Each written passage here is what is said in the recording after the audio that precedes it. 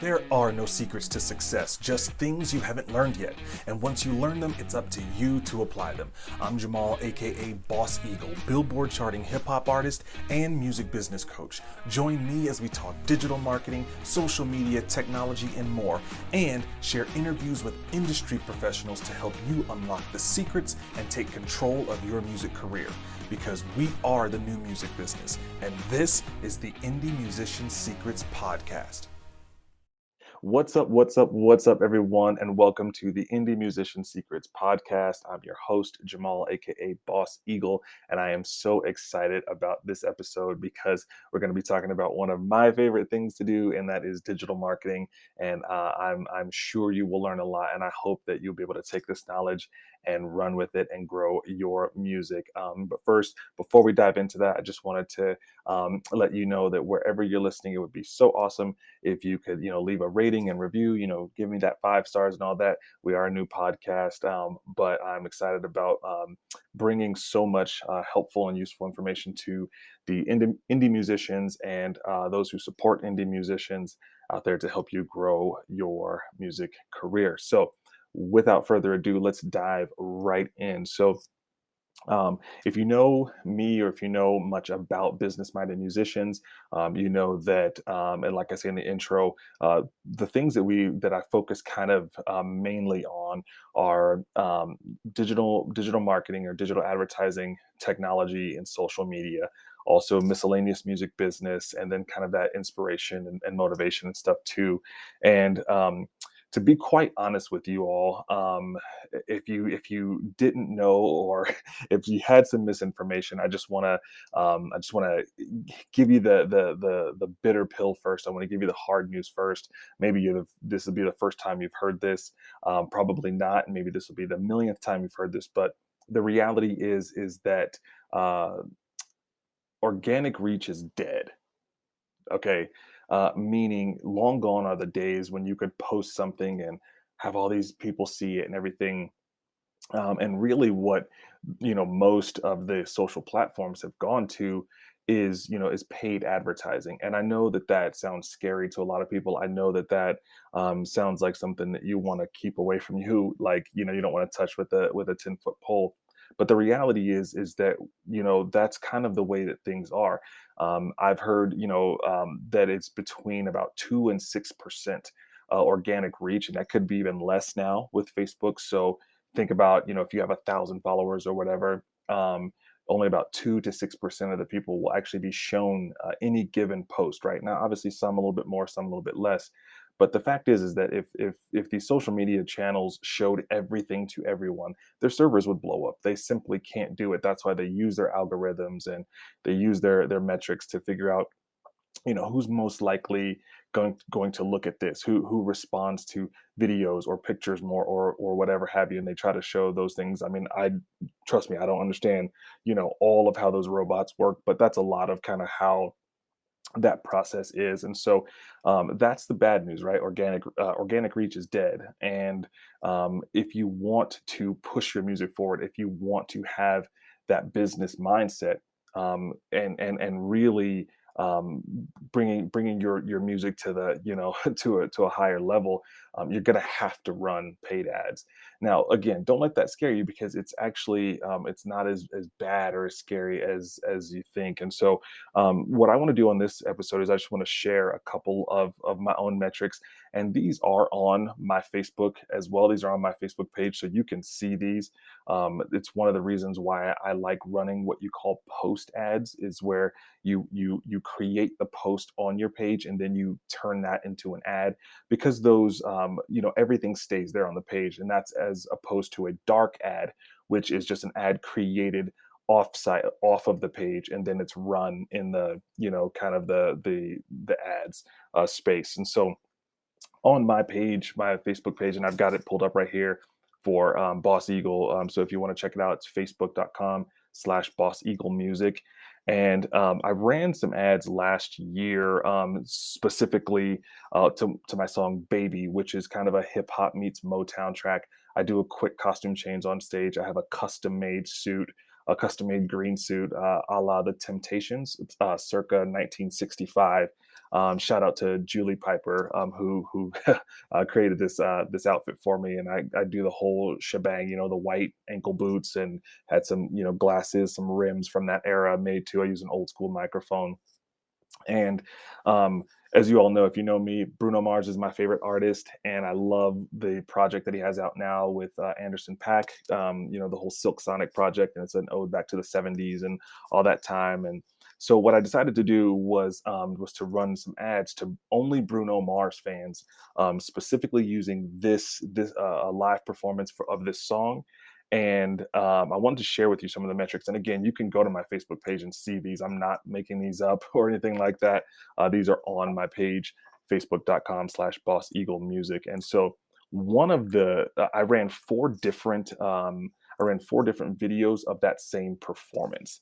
Obviously, some did a little bit better than others, but they all did pretty good. Um, I had, let's see, probably the lowest one I had was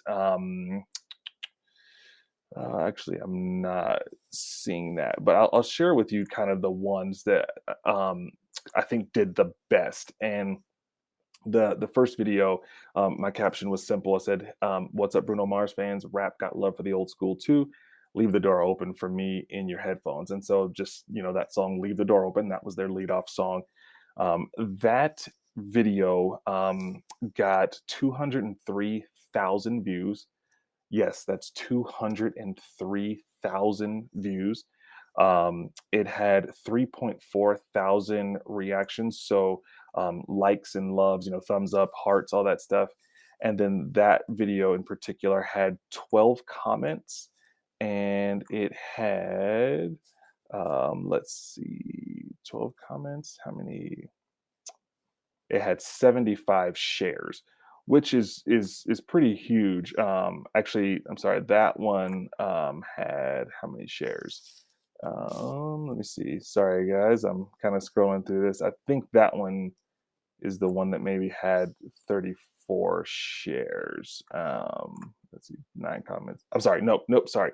That one actually had 98 shares. So 12 comments and 98 shares. So 203,000 views, 3.4 thousand likes and loves, 12 comments, and 98 shares. Now, the other one, the one that did, if 203,000 views wasn't good enough, the other one did even better. And that one had 267,000 views, 6.8 thousand likes and loves. And then that one had 12 comments and 75 shares.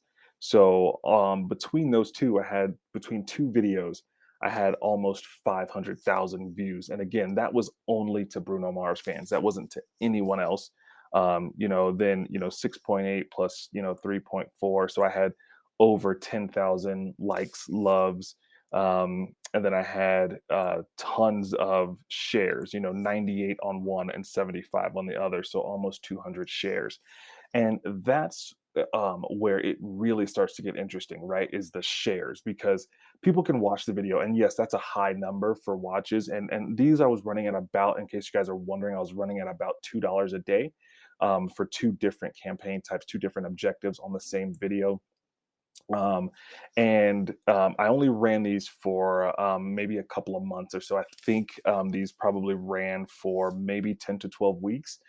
So again, not I didn't put a ton of money behind it, but ran it for about 3 months or so. But those shares, that's what you're really wanting to look at, right? Because that's people saying, "Hey, not only did I watch this, not only did I maybe give it a heart or a thumbs up, like it or love it, but I've actually like it so much that I want to share it on my page to the people that are in my world." And that, to me, and I think if you talk to a lot of other people who understand digital marketing, um, the shares is what you really want to look at, because that's people taking that extra step to say, "Hey, man, I'm going to share this with my audience too, with the people that I'm friends with on Facebook and the people who are in my network."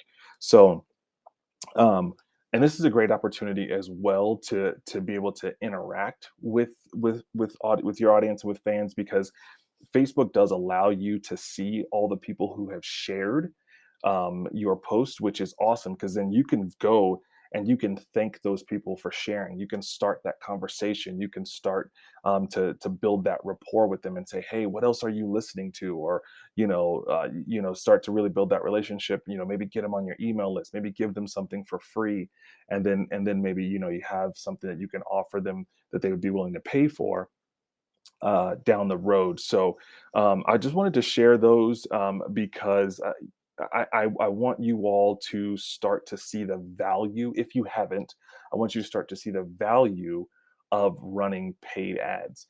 But I also want you to not just see the value of it. I want you to see how simple it can be, how easy that it can be for you to do it. I know sometimes it seems scary dealing with like the business manager, the business suite, and the ads manager, and all that stuff. Um, and so I totally get that. And but at the same time, you know, like I mentioned earlier, organic reach is dead, guys. And if you go and you look at a lot of your posts, go and look and see, go look at the people reach, go look at the engagements, go look at those general posts, and then look at maybe something that you run an ad to and compare them. You're going to get a lot more reach because these companies, again, these platforms know that it's if you're putting money towards something, if they can take your money, they're gonna share that with whoever you want them to share it with. You can set your audiences and your targets and all that stuff, and so then they're gonna push it out there. And there's no better. I think for us, like there's no better time, no better opportunities, than now for us to be independent musicians where we have all of these things available to us. I know sometimes it's easy to think like, oh, I don't want to be like the man and all this other stuff. But like reality is this is the way of the new music business now, and so you can look at it from a glass half empty or a glass half full perspective. Like you can look at a glass half empty and be a pessimist and say, well, I have to pay to get reach. Or you can say, hey, these platforms are making a way for me. They're creating an opportunity for me to take my music to the world, to take my music and put it in front of people that might not normally, catch me or see where my music is. Maybe they don't even live in the same city, state, or country, right?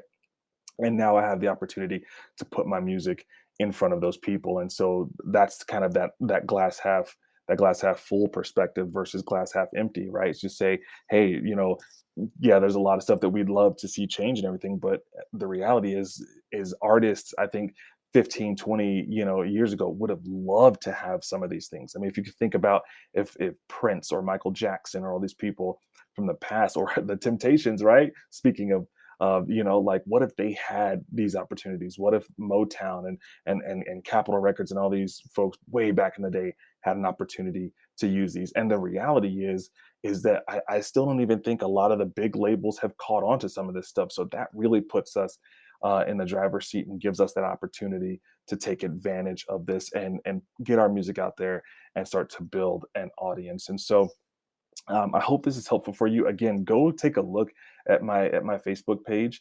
You can see the results there. It's going to be back June of 2021. So I don't know when you're hearing this podcast episode, but you'll want to go back to June of 2021. That's where you'll see these posts, and you can kind of see the results that I got.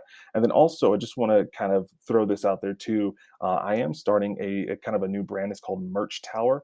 So if any of you listening out there are interested, you can check it out at merchtower.com. It is a merchandise and marketing agency. And so I will be doing a lot of this stuff for music-based businesses and brands and artists and stuff, being able to use digital marketing and setting up, a lot of those things for you. So if that's something that you're interested in, you want to get in on the ground level, go check me out at merchtower.com. Ground level as of today. Who knows, whenever you're listening to this, Merch Tower might be the biggest merch and marketing agency on the planet. So, but yeah, go check those things out. And I just want to continue just to inspire you, encourage you to just keep pushing forward. Be willing to test, be willing to try out, be willing to fail. It's okay.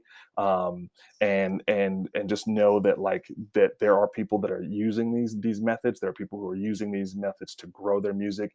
And if we're doing it, you can do it too. So I hope this episode was helpful for you. Again, I'm going to try to keep these short, but you can always check out more stuff that we have at businessmindedmusicians.com. YouTube, the podcast, all that good stuff. So I will. I hope you guys are doing great. Happy March, and yeah, we'll talk to you on the next episode. All right, God bless. Peace. Thank you for listening. Don't forget to follow the Indie Musician Secrets podcast on Spotify, Apple Podcasts, or wherever you listen, and make sure to leave us a rating and review. Also, share this episode with other indie musicians you think it would be beneficial for. And for more helpful resources to help you grow your music business, visit us at businessmindedmusicians.com. I hope this episode has served you. We'll talk to you on the next episode.